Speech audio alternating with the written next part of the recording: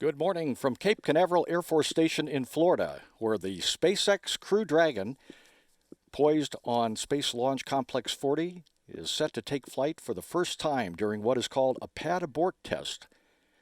This test will not have any crew members aboard the spacecraft, but it will simulate an emergency escape from the launch pad in the unlikely case of a booster failing at liftoff or another scenario that would threaten astronauts inside the spacecraft. We're about 24 minutes, 12 seconds away from the test. Everything is on schedule for T0 at 9 a.m. Eastern Time. This test will see the Crew Dragon spacecraft and trunk, together about 20 feet tall, fly on the power of 8 Super Draco engines. These hypergolic-fueled Super Dracos each produce 15,000 pounds of thrust, and they're expected to burn for about 6 seconds and lift the spacecraft about 5,000 feet above the launch pad before it parachutes into the Atlantic Ocean about a mile offshore from the launch pad.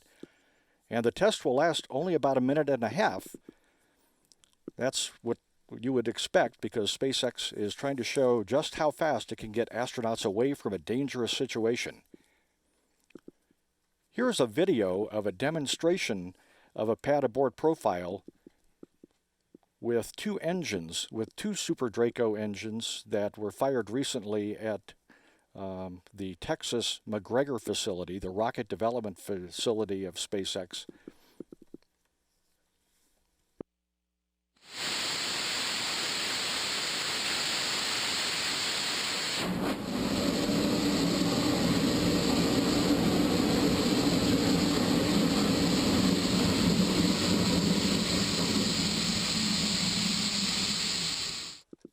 And that will give you some idea of what awaits us in about 22 minutes, 40 seconds from now.